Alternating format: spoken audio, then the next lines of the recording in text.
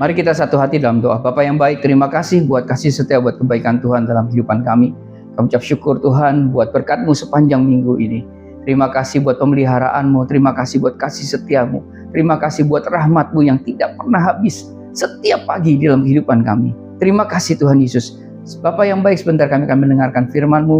Roh Kudus terangi hati dan pikiran kami, hingga kami boleh mengerti, memahami, merenungkan, dan mengaplikasikan firman-Mu dalam kehidupan kami. Bapa yang baik, hari ini kami mau katakan, kami siap mendengarkan firman-Mu. Dalam nama Yesus, kami berdoa dan mengucap syukur. Amin. Shalom Bapak Ibu Saudaraku, rekan-rekan terkasih Jemaat Home CC dimanapun berada. Hari ini kita akan belajar tentang sebuah kebenaran, ya, yang tentunya kita sudah pahami, ya. Tapi saya rindu untuk kita membahas dan mempelajari ini untuk lebih detail lagi, ya. Tema hari ini adalah disiplin firman, pondasi yang kokoh. Nah, Bapak Ibu Saudaraku, tema disiplin firman ini, pondasi yang kokoh ini diambil dari Mazmur 1 ayat 1 sampai dengan 3. Ya, di dalam perikop jalan orang benar dan jalan orang fasik. Bapak Ibu Saudaraku, Mazmur 1 bukan pembuka yang lembut, ya. Ini sebuah tamparan pembuka kitab Mazmur. Kenapa? Karena seolah Tuhan berkata, kalau pondasimu salah, semua Mazmur indah, ya, setelah ini tidak ada gunanya. Kenapa Mazmur 1 ditempatkan di awal kitab Mazmur? Bukan tanpa alasan. Kenapa ini bukan sekadar pembukaan sastra? Ini pintu gerbang kehidupan rohani. Ya, kalau boleh dikatakan, ya, seolah-olah Tuhan berkata, kalau Mazmur ini tidak kamu hidupi, maka semua doa dan nyanyian setelahnya tidak akan menopang hidupmu. Mazmur 1 ini dibuka dengan pujian, bukan dengan pujian, bukan dengan doa, tetapi dengan sebuah pernyataan hidup yang tajam. Yuk kita baca dulu ya. Kita buka dalam Mazmur 1 ayat 1 sampai dengan 3. Ayat 1. Berbahagialah orang yang tidak berjalan menurut nasihat orang fasik, yang tidak berdiri di jalan orang berdosa, dan yang tidak duduk dalam kumpulan pencemooh. Ayat 2. Tetapi yang kesukaannya ialah Taurat Tuhan, dan yang merenungkan Taurat itu siang dan malam. Ayat 3. Ia seperti pohon yang ditanam di tepi aliran air, yang menghasilkan buahnya pada musimnya, dan yang tidak layu daunnya, apa saja yang diperbuatnya berhasil. Seperti yang tadi saya sampaikan Bapak Saudaraku, Mazmur 1 ini dibuka bukan dengan pujian, bukan dengan doa, tapi dengan sebuah pernyataan hidup yang tajam, yaitu apa? Berbahagialah. Nah, kebahagiaan versi Mazmur ini sama sekali tidak sentimental. Ini bukan soal perasaan nyaman, tapi yang namanya berbahagia ini adalah soal posisi hidup yang benar. Jadi pemazmur langsung menyerang akar masalah manusia, yaitu sumber pembentukan cara pikirnya. Nah, Bapak Ibu Saudaraku, satu kata yang sering disalahpahami dari kata berbahagialah, ya, ini bukan bahagia versi dunia. Bukan nyaman, bukan lancar, dan juga bukan bebas masalah. Ini berbicara tentang prinsip hidup, hidup yang kokoh, hidup yang tidak ambruk saat ada tekanan. Dan menariknya, pemazmur tidak mulai dengan apa yang harus dilakukan, tetapi dengan apa yang harus ditolak. Nanti kita bahas, ya. Nah, Bapak Ibu Saudaraku, rekan-rekan terkasih Jemaat Home CC dimanapun berada, ayo kita coba bayangkan.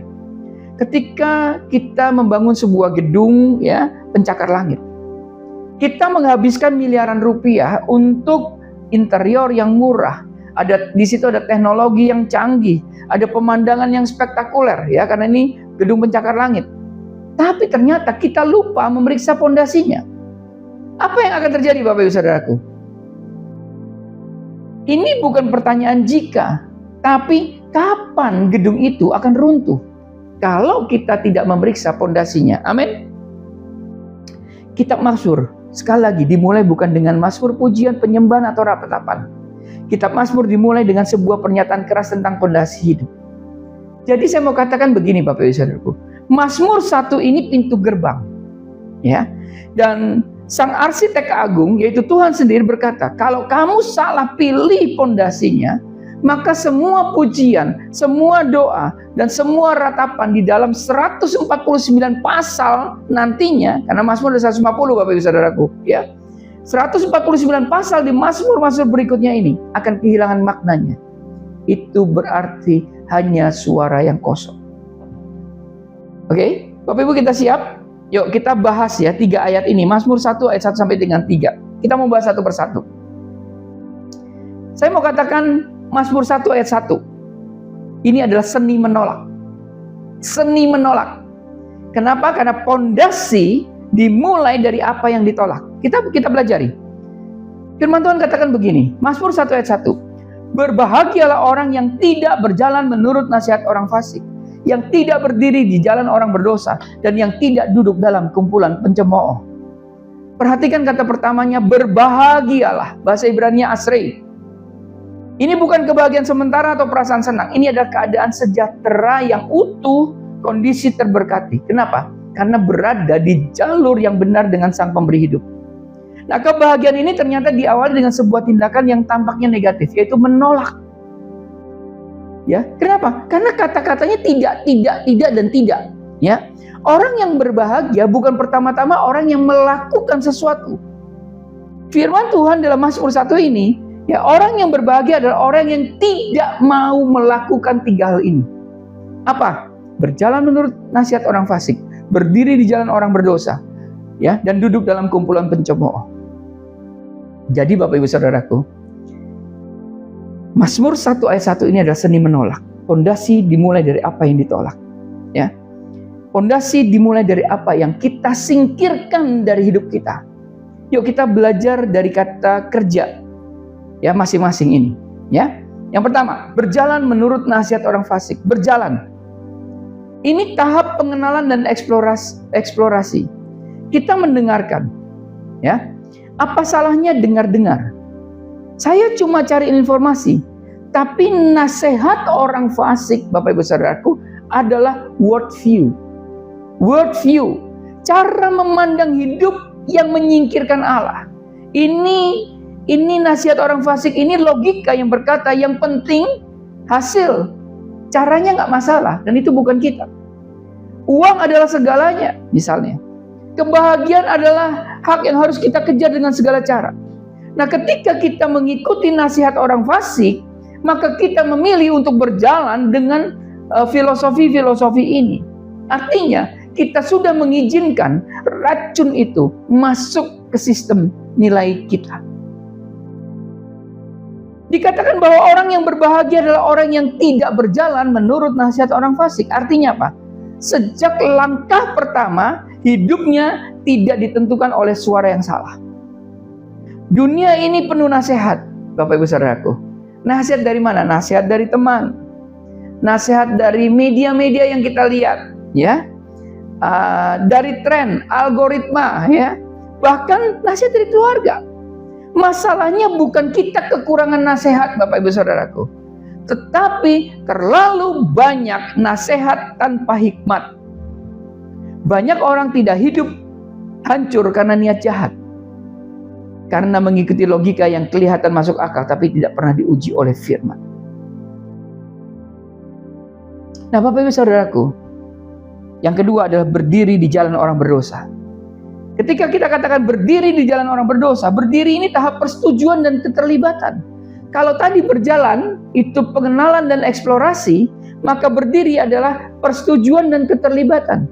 Artinya gini, kalau tadi yang namanya pengenalan itu berjalan menurut orang fasik itu kita mendengar. Tapi kalau berdiri, kita tidak hanya mendengar, tapi kita berdiri, Bapak Ibu Saudaraku. Kita mulai merasa nyaman. Kita mulai membela gagasan-gagasan itu, nasihat-nasihat itu. Atau setidaknya tidak lagi merasa ngeri dengan apa yang namanya jalan orang berdosa. Nah, jalan orang berdosa adalah pola perilaku, cara hidup yang secara aktif melanggar hukum Allah. Nah, kita tidak lagi sekedar penonton. Kita sudah di pinggir lapangan, siap untuk masuk. Itu berdiri. Setelah itu pemazmur melanjutkan, tidak berdiri di jalan orang berdosa itu tidak duduk dalam kumpulan pencemooh. Ya, nanti duduk kita bahas nanti. Ini gambaran apa? Progresif. Dosa jarang datang sebagai pemberontakan terang-terangan. Ia datang sebagai kompromi-kompromi kecil, ya. Kemudian dianggap wajar. Jadi awalnya hanya mendengar, lalu terbiasa, ya. Kemudian akhirnya menetap. Makanya tahapannya bagus, ya. Firman Tuhan katakan pertama ada. Tadi apa? Berjalan, berdiri, dan duduk. Duduk dalam kumpulan pencemooh. Nah, ini tahap yang namanya identifikasi dan pengabsahan. Kok bisa? Duduk itu artinya menyiratkan keanggotaan, kedudukan, rasa memiliki. Dan kumpulan pencemooh adalah klimaksnya. Ini bukan lagi orang yang hanya berbuat dosa, tetapi orang yang membanggakan dosanya dan mengejek kekudusan. Makanya dikatakan duduk dalam kumpulan pencemooh. Mereka mencemooh nilai-nilai kebenaran. Mereka mengolok-olok kesetiaan, menertawakan integritas. Nah, kalau sudah sampai tahap ini, fondasi telah berganti sepenuhnya. Kenapa? Karena kita sekarang adalah bagian dari sistem yang memusuhi cara kerja Allah. Perhatikan, dari berjalan, berdiri sampai duduk, dari pengaruh, kemudian persetujuan sampai identitas. Orang yang sudah duduk tidak lagi mencari kebenaran, tapi dia mengejeknya. Nah, ini kondisi yang paling berbahaya, Bapak Ibu Saudaraku. Bukan orang yang jatuh. Ya, yang berbahaya itu bukan orang yang jatuh, tapi orang yang merasa benar saat dia salah. Pondasi yang kukuh dimulai dengan disiplin untuk berpisah. Artinya apa? Kita tidak bisa membangun kekudusan di atas tanah yang dipenuhi oleh sampah dunia. Katakan amin. Nah, apa yang bisa kita simpulkan dari Mazmur 1 ayat 1 ini? Masalah utama manusia adalah bukan kurang informasi. Ya, tadi saya katakan nasihat kita banyak, tapi salah sumbernya, salah sumber hikmatnya. Kalau firman tidak bisa menjadi filter utama, maka yang terjadi, Bapak Ibu Saudaraku, logika dunia itu menjadi standar. Ya, majority itu jadi kebenaran, dan keuntungan jangka pendek jadi Tuhannya. Ya, Bapak Ibu Saudaraku, saya mau katakan, mari di dalam Mazmur 1 ayat 1 ini kita mau sungguh-sungguh melihat ada senim untuk menolak. Ya, kita jangan munafik. Orang Kristen bisa sangat rajin ke gereja, tapi pikirannya ya sepenuhnya duniawi. Yang kedua, seni merenung.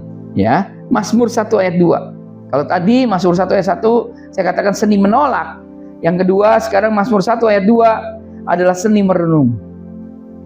Artinya apa? Bahwa transformasi baru terjadi ketika kita merenungkan firman siang dan malam. Kalau ayat 1 tentang penolakan, maka ayat 2 tentang pengisian. Yuk kita baca. Mazmur 1 ayat 2 katakan ini. Tetapi yang kesukaannya ialah Taurat Tuhan, dan yang merenungkan Taurat itu siang dan malam. Ayat 2 ini tentang pengisian. Kita tidak bisa mengosongkan pikiran lalu membiarkannya kosong. Itu akan diisi oleh hal pertama yang lewat. Ya. Nah, Bapak Ibu Saudaraku, ya, setelah kita menolak sumber yang salah, maka kita harus dengan sengaja menggantinya dengan sumber yang tidak benar, dengan sumber yang benar. Amin. Jadi begini, kalau kata di dalam Mazmur 1 ayat 1 adalah tentang penolakan, maka ayat 2 tentang pengisian. Kalau kita tadi sudah menolak sumber-sumber yang salah, sumber-sumber hikmat yang salah, maka yang kedua, kita harus dengan sengaja menggantinya dengan sumber yang benar. Perhatikan pergeseran bahasanya, dari tidak menjadi kesukaannya. Ya, tadi di ayat 1 tidak, ya. Tapi di ayat kedua, kesukaannya. Ini bukan tentang kewajiban yang berat, ini tentang selera, gairah, dan kenikmatan. Pertanyaannya, apakah jiwa kita haus akan firman seperti jiwa yang haus akan pengakuan, hiburan, atau kesenangan dunia? Yuk kita mulai, ya. Kita coba mengupas dari kata kuncinya, yaitu merenungkan. Ya, dikatakan tetapi yang kesukaannya ialah Taurat Tuhan, dan yang merenungkan Taurat itu siang dan malam. Merenungkan, hagah Ibraninya. Hagah itu ya seperti bunyi yang berarti menggumam, bergumam atau bersuara. Ini berarti membaca dengan suara pelan, memperdengarkan kata-kata itu pada telinga rohani kita. Bapak Ibu Saudaraku, ini cara yang Tuhan kasih ketika kita membaca Alkitab. Ketika kita membaca firman Tuhan, kita harus baca dengan suara pelan sampai masuk ke dalam telinga kita. Ini tentunya berlawanan Bapak Ibu Saudaraku dengan scrolling media sosial yang sifatnya bisu dan pasif. Ya, merenungkan itu juga artinya proses. Kenapa? Karena merenungkan itu artinya, itu artinya mengunyah seperti sapi yang memamah biak. Seekor sapi mengambil makanannya, menelannya, lalu mengeluarkannya lagi untuk dikunyah lebih halus. Ini supaya apa? Supaya nutrisinya terserap. Nah, inilah yang kita lakukan. Baca, tadi ya, baca ya, bunyi menggumam, baca, renungkan, kunyah ulang, terus kemudian terapkan, serap nutrisinya, lalu ulangi lagi. Jadi merenungkan itu bukan aktivitas yang pasif Bapak Ibu Saudaraku. Ini seperti seorang yang telah mengunyah makanan perlahan ya sampai sari-sarinya masuk ke tubuh. Firman itu dipikirkan ulang. Ya, jadi ketika kita baca firman itu dipikirkan ulang, dibawa ke dalam percakapan batin kita, ya, dipakai untuk menilai peristiwa hidup. Nah, sekarang kita bicara siang dan malam. Siang dan malam berarti firman itu hadir ketika kita mengambil keputusan, ketika kita bereaksi terhadap masalah, ketika emosi kita naik, ketika ego kita kena atau kita tersinggung. Dengan kata lain, firman bukan tinggal di Alkitab, tapi firman itu tinggal di kepala dan hati. Caranya bagaimana firman itu bisa tinggal di kepala dan hati kita? Yaitu tadi, dibaca, direnungkan, diterapkan. Amin. Ini bukan baca Alkitab lalu upload story Bapak Ibu Saudaraku, ya. Ini firman yang masuk ke dalam sistem berpikir, emosi dan juga keputusan. Nah, kita lihat tadi ya, siang dan malam tadi. Ya, setelah kata merenungkan dilanjutkan dengan kalimat siang dan malam. Siang dan malam berbicara waktu. Ini bukan ritual 5 menit sebelum tidur yang terburu-buru. Ini adalah keadaan yang terus-menerus, continuous. Kenapa? Karena firman itu menjadi lensa yang kita pakai. Melihat situasi, setiap situasi, siang hari, dan menjadi filter yang kita pakai. Memproses setiap kejadian di malam hari. Ini kalau kita sebut adalah background process yang terus berjalan di pikiran kita. Merenungkan siang dan malam itu berarti membaca Alkitab 24 jam. Bukan, tidak berarti membaca Alkitab 24 jam. Tetapi yang namanya merenungkan siang dan malam itu berarti firman itu hadir saat kita mengambil keputusan-keputusan. Merenungkan siang dan malam itu artinya firman itu muncul saat emosi kita muncak. Merenungkan siang dan malam itu artinya firman itu berbicara saat ego kita ingin menang. Bapak Ibu Saudaraku, firman itu tidak disimpan di dalam rak, tetapi harus dibawa ke dalam dialog batin kita. Amin. Inilah yang kita namakan disiplin. Karena tanpa disiplin, ya, tanpa disiplin, iman menjadi simbol, bukan sistem hidup. Contohnya begini, banyak dari kita yang ternyata lebih mahir, ya, lebih jago merenungkan status media sosial orang lain daripada merenungkan firman Tuhan. Banyak dari kita lebih gape katanya ya, lebih jago, lebih mahir, ya, merenungkan penghinaan yang kita terima siang dan malam daripada merenungkan janji Allah. Ya, banyak dari kita yang ternyata lebih mahir merenungkan kekhawatiran akan masa depan. Ya, siang dan malamnya itu daripada merenungkan kedaulatannya. Bapak Ibu Saudaraku, rekan-rekan terkasih jemaat Home Sisi dimanapun berada, merenungkan firman siang dan malam adalah disiplin firman. Ini berarti memindahkan objek renungan kita dari yang fana dan merusak kepada yang kekal dan membangun. Saya ulangi. Merenungkan firman siang dan malam adalah disiplin firman. Artinya apa? Memindahkan objek renungan kita. Objeknya apa? Itu tadi tuh, ya. kita lihat status media, ya kita renungkan yang namanya penghinaan orang, ya merenungkan kekhawatiran akan masa depan. Ini kita pindah objek ini, ya, karena objek ini adalah objek yang fana dan merusak. Kita ganti, kita pindahkan objek kita kepada sesuatu yang kekal dan membangun. Katakan amin. Yang ketiga, Mazmur 1 ayat 3, ini adalah hasilnya. Amin. Ini adalah hasil nyata, yaitu hidup yang tidak tergoyahkan. Saya bacakan.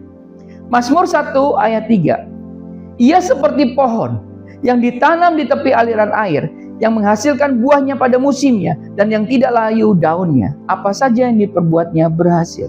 Nah, Bapak Ibu Saudaraku, rekan-rekan terkasih, jemaat Home CC dimanapun berada, inilah buah pondasi yang benar dari disiplin yang konsisten. Tuhan menggambarkannya dengan metafora pohon yang sempurna kondisi pertumbuhannya. Kita bahas ya. Dikatakan gini, yang pertama, seperti pohon yang ditanam di tepi aliran air. Ditanam. Ditanam itu artinya ada proses penanaman. Ini bukan benih ya yang terbang tertiup angin. Artinya apa? Kalau dikatakan ditanam, itu ada kesengajaan. Ada lokasi yang dipilih. Ada usaha di sana. Nah, kita ditanam, pohon itu ditanam oleh Tuhan, dan kita ditanam oleh Tuhan di dalam Kristus. Jadi ketika kita berbicara ditanam, ini adalah soal identitas dan kepastian. Ingat ya, pohon itu, ya firman Tuhan katakan, ya seperti pohon, itu ditanam, bukan tumbuh liar. Amin. Di tepi aliran air. Ia seperti pohon yang ditanam di tepi aliran air. Aliran air apa? Aliran air artinya sumber kehidupannya terjamin dan permanen. Artinya tidak bergantung pada hujan musiman. Artinya keadaan baik yang tidak menentu. Dia nggak bergantung itu. Dia selalu baik. Akarnya tertanam jauh hingga mencapai sumber air yang dalam. Ya, Yeremia 17 ayat 8. Ini berbicara tentang ketahanan di dalam kekeringan ekonomi. Ini berbicara tentang ketahanan dalam krisis hubungan. Ini berbicara tentang ketahanan dalam tekanan-tekanan hidup. Karena sumbernya bukan dirinya sendiri. Karena sumbernya bukan rekening banknya. Karena sumbernya bukan jaringan relasi. Tetapi sumbernya adalah sungai kesetiaan Allah yang tidak pernah kering. Katakan amin. Itu artinya seperti pohon yang ditanam di tepi aliran air. Yang kedua kita pelajari, yang menghasilkan buah pada musimnya. Menghasilkan buah artinya apa? Hidupnya, Bapak Ibu Saudaraku, hidupnya produktif dan berguna. Ini dampak alami dari hidup yang sehat. Pada musimnya, ini menarik sekali. Kata pada musimnya, ini prinsip realisme dan kesabaran ilahi. Kenapa? Karena tidak semua adalah musim panen. Ada musim pertumbuhan, ya, ada musim penantian. Tapi orang yang pondasi firman-Nya baik, tidak panik ketika doanya belum terjawab atau usahanya belum berbuah. Kenapa? Karena dia percaya pada yang namanya waktu Allah. Ia tidak memaksa buah di luar musim. Kenapa? Karena buah yang di luar musim, ya, itu hanya akan menghasilkan buah yang pahit. Yang menghasilkan buahnya pada musimnya, artinya hidupnya menghasilkan produktif, berguna, dan setia pada proses. Amin. Yang ketiga, dan yang tidak layu daunnya. Wow. Nah, Bapak Ibu Saudaraku, ketika kita berbicara daun adalah indikator kesehatan.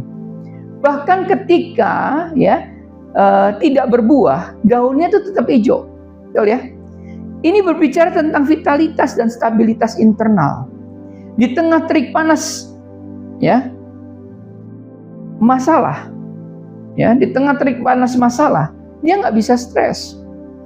Dia di tengah terik panas masalah, dia tidak depresi atau kehilangan sukacita. Kenapa? Daun tidak layu. Dan yang tidak layu daunnya, ada ketenangan yang mendalam. Katakan amin.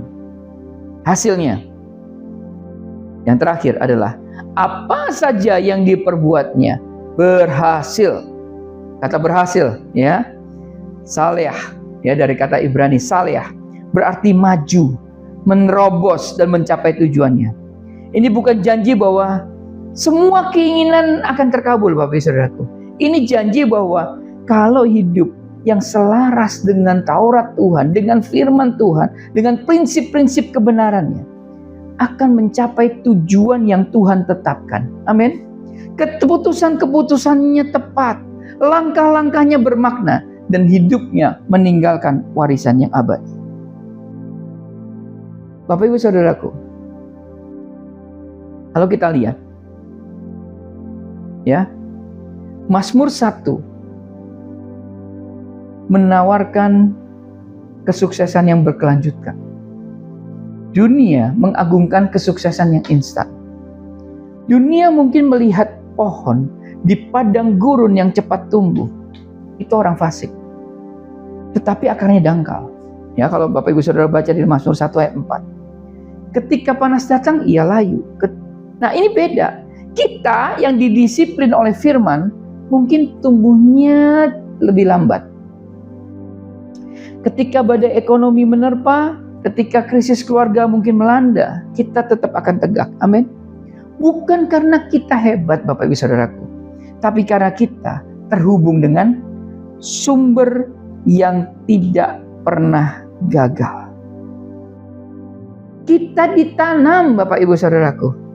Waktu kita ditanam oleh Tuhan, akar kita semakin dalam, sehingga kita sanggup menghadapi badai ekonomi, krisis keluarga, dan kita tetap tegak. Kenapa? Karena dengan ditanam, dengan akarnya makin dalam, kita selalu terhubung dengan sumber yang tidak pernah gagal, yaitu Tuhan Yesus Kristus sendiri. Amin. Nah, Bapak Ibu Saudaraku, Mazmur 1 ini tidak netral. Kenapa bisa begitu? Nah, kalau kita baca di Mazmur 1 ayat 6, ya, firman Tuhan bilang begini, sebab Tuhan mengenal jalan orang benar, tetapi jalan orang fasik menuju kebinasaan. Seperti perikop ini, ya, perikop ini, ya, kalau kita lihat dalam perikop ini adalah jalan orang benar dan jalan orang fasik. Berarti ini adalah pilihan. Ini bukan dua pilihan di antara banyak pilihan. Ini hanya dua jalan. Jalan yang pondasinya adalah penolakan terhadap kebenaran dunia, dan jalan yang kesukaannya akan firman. Dan perhatikan, kalau kita pilih jalan orang benar, maka kalau kita tidak memilih jalan orang benar, maka kita pasti sedang berjalan di jalan yang salah. Betul? Dan sebaliknya, kalau kita memilih jalan yang benar, ya, kalau kita memilih jalan yang benar, maka kita tidak ada jalan yang salah. Amin. Bapak Ibu Saudaraku, rekan-rekan terkasih, jemaat Home CC dimanapun berada, pertanyaannya sekarang adalah, bukan apakah kita membaca Alkitab, Bapak Ibu Saudaraku. Pertanyaannya adalah, apakah firman Tuhan itu sudah menjadi kesukaan jiwa kita? Yang artinya, dengan sendirinya menggeser kesukaan-kesukaan yang lain. Apakah firman Tuhan itu menjadi renungan siang dan malam yang membentuk cara kita berpikir, cara kita bereaksi, cara kita memutuskan segala sesuatu? Dan apakah hidup kita mulai menunjukkan ketahanan, kesabaran, dan kesuburan seperti pohon yang ditanam di tepi air?